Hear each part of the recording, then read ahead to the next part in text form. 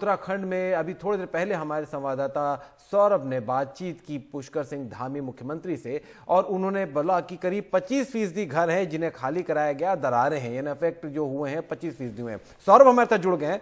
सौरभ, ये बताइए कि ये एक तरफ तो कह रहे हैं कि देखिए जितना मीडिया में दिखाया जा रहा है उतना है नहीं, ऐसा लग रहा है कि उत्तराखंड ही पूरा खराब हो जा रहा है, ऐसी बात नहीं है, उतनी आफत की बात नहीं है और सरकार अपना काम कर रही है। आप तो जमीन पर मौजूद हैं, मुख्यमंत्री की बात से कितना इत्तेफाक रखते हैं आप?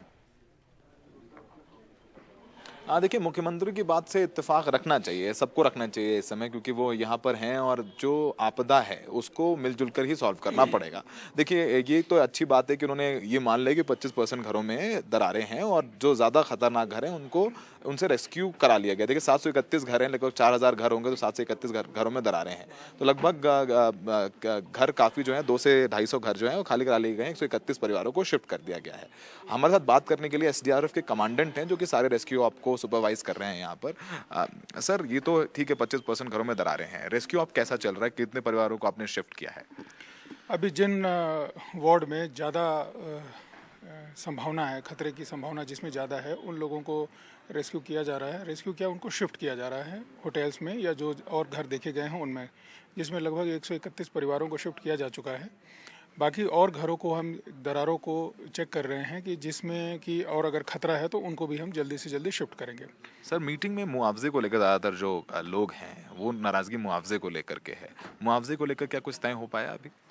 मुआवजे को लेकर अभी जो एडवांस में कुछ मनी देना था वो लगभग तय हो गया है और आज से बंटना भी शुरू हो गया है।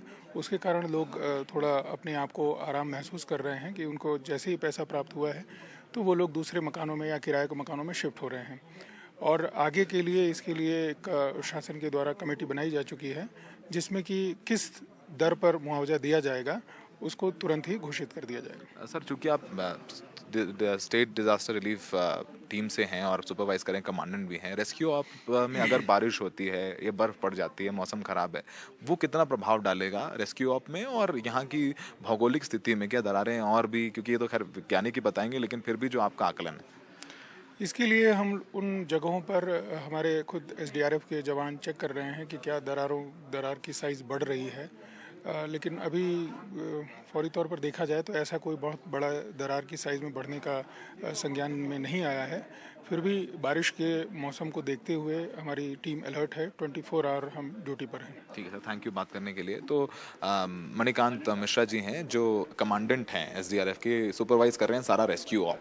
तो ये कह रहे हैं कि देखिए दरारें तो बढ़ेंगी ही, अभी नहीं बढ़ रही हैं, बढ़ना शुरू हो जाएंगे। हमने देखा कल किस तरीके JP में जो दरारें सेंटीमीटर्स की, अब वो कई फीट की हो गई हैं। मुख्यमंत्री इसीलिए कैंप करे हुए हैं क्योंकि स्थिति जो है बेहद संवेदनशील है, इसीलिए वो सारा काम छोड़ करके रात भर रुके, सुबह भी मीटिंग कर रहे हैं, कल रात में लोगों से मिल रहे हैं, खुद जा रहे हैं, तो मुआवजा देना शुरू कर दिया। ये एक अच्छी बात है कि 1.5 लाख रुपए खाते में जाएंगे तो लोगों में विश्वास आएगा। लेकिन जो दर्द है वो दर्द इतना बड़ा है कि आपको अपना बना बनाए घर छोड़कर जाना एकदम से, वो एक जो पीड़ा है ना, उस पीड़ा को ना CM कम कर सकते हैं, ना हमारा ये माइक कम कर सकता है, ना ये SDRF के अधिकारी कर सकते हैं, तो वो पीड़ा कम नहीं हो सकती। सर, मेरा सवाल था आपसे, कई पहलू हैं उसके। पहला कि CM का खुद वहां मौजूद होना, देहरादून से जोशीमठ जाना और रात गुजारना और खुद सब कुछ देखना एक भरोसा जगाता होगा। दूसरा, उन्होंने एक बात जो बहुत अहम बात कही कि ये राज्य पर्यटन पर निर्भर करता है। तो ऐसे में कुछ दोस्त हैं वो बता रहे थे कि उन्हें नैनीताल जाना था, वहाँ का भी ट्रिप उन्होंने कैंसिल कर दिया। तो चाहे आप नैनीताल जा रहे हो, अल्मोड़ा जा रहे हो, जो इस रीजन में जा रहे हो, ज़रा वो तस्वीर भी साफ कर दीजिए जोशीमठ की पूरे इलाके की।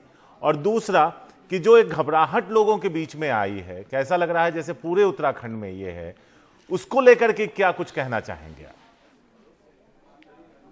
देखिए, ये तो तय हो गया, जो कर्णप्रयाग की दरारें दिखाई मीडिया में, हम लोगों ने भी तस्वीरें दिखाई, वो करीबन 1.5 साल पुरानी है, वो नई दरारें नहीं हैं। और पहाड़ है, पहाड़ में दरारें आती हैं। जोशीमठ की स्थिति अलग इसलिए क्योंकि यहाँ 1 महीने में दरारें बढ़ने लग गई। जैसे हमने कल दिखाया, JP के कई मकान जो मेस है वो धंस गया है, बैडमिंटन कोर्ट धंस गया है, दरारें बढ़ती जा रही हैं। तो यहाँ तो त्वरित समस्या कि एक होटल गिर गया एक दूसरे होटल के ऊपर, यहाँ तो त्वरित समस्या है। लेकिन बाकी उत्तराखंड में ऐसी कोई आपदा विपदा आई ही नहीं है। जोशीमठ में भी हम लोग भी यहाँ रह रहे हैं कुछ दिनों से, जाहिर सी बात है ये टिकिंग बॉम्ब कह सकते हैं इसको। लेकिन बाकी जो उत्तराखंड में, जैसे औली है, इसके ऊपर औली में बर्फ पड़ रही है, विंटर स्पोर्ट्स होते हैं, लोगों ने अपनी बुकिंग्स कैंसिल करा दी हैं डर से। उसके अलावा जैसे आपने बताया नैनीताल है या अल्मोड़ा है या दूसरे इलाके हैं, क्योंकि उत्तराखंड में तो पर्यटन का सबसे बड़ा जो रोजगार का सबसे बड़ा जरिया है वो पर्यटन है। इसी को लेकर सबसे बड़ी चिंता है मुख्यमंत्री की। वो कह रहे हैं कि जोशीमठ खत्म नहीं हुआ है, दरारें 25% घरों में आई हैं, रेस्क्यू कराने की जरूरत सिर्फ 10% घरों को ही खाली कराया गया, बाकी घरों का भी मॉनिटरिंग चल रही है, हम दरारें देख रहे हैं कितनी ज्यादा हैं। तो जब से ये इतना ज्यादा डर का माहौल हो जाने से क्या हुआ है कि जो नैनीताल जो कि काफी दूर है यहाँ से, 7-8 घंटे दूर होगा, वहां पर भी लोग कैंसिल करा रहे हैं अपनी बुकिंग्स उत्तरकाशी में या दूसरी जगहों पर। अब ये देखिए, ये जो जोशीमठ है, बहुत महत्वपूर्ण बात है, जोशीमठ है ये गेटवे है बद्रीनाथ का। तो बद्रीनाथ जो चारधाम की यात्रा शुरू होगी 3-4 महीने बाद, अगर उस यात्रा में लोग नहीं आएंगे तो यहाँ का जो व्यवसाय है, लोगों का अर्थव्यवस्था है, जो पहले ही परेशान है, घर से विस्थापित हो रहे हैं, जो उनका व्यवसाय भी जाएगा, जो उनका आय का जरिया भी जाएगा, तो ये स्थिति गुणा 4 तकलीफ हो जाएगी। तो इसीलिए मुख्यमंत्री इसलिए चिंतित हैं कि यहाँ की अर्थव्यवस्था ना प्रभावित हो, क्योंकि लोग अपनी बुकिंग्स कैंसिल करा रहे हैं और ऐसी रिपोर्ट प्रशासन के पास आ गई है कि सारी बुकिंग्स जो है औली की वो कैंसिल हो गई है। जोशीमठ में जो लोग औली जाना चाहते हैं, ऊपर जाना चाहते हैं, उन्होंने अपनी बुकिंग्स कैंसिल करा ली हैं। तो ये बहुत जो डर का माहौल है, इसको लेकर के यही वजह कि सीएम खुद अब आके कह रहे हैं कि बिल्कुल ऐसा नहीं हो रहा है कि जोशीमठ गिरा जा रहा है, ढहा जा रहा है, बहा जा रहा है। तो ये एक माहौल ना बने जिससे कि यहाँ के लोगों की रोजी रोटी भी चलती रहे, जो पर्यटन से चलती है। शुक्रिया सौरभ इस पूरी बातचीत के लिए। तो अगर आप उत्तराखंड का ट्रिप बना रहे हैं तो इतना घबराने की जरूरत नहीं है। जोशीमठ के 25% हिस्सों में दरारें हैं, उसको लेकर प्रशासन अलर्ट है। तो पर्यटन पर टिका है ये राज्य, और एक खूबसूरत राज्य है रोहित, और इसकी अपनी जो एक और एक खूबी है। निजी तजुर्बा बता सकता हूँ, मैं खुद थोड़े दिन पहले उत्तराखंड होकर आया हूँ, तो ऐसा नहीं है कि सारे राज्य पे है, लेकिन हाँ, इस शहर को लेकर चिंता जरूर है कि वहाँ क्या हो रहा है, जमीन के नीचे दरारें क्यों बढ़ रही हैं। लेकिन बाकी जगह स्थिति सामान्य है, तो इसमें घबराने की जरूरत नहीं है।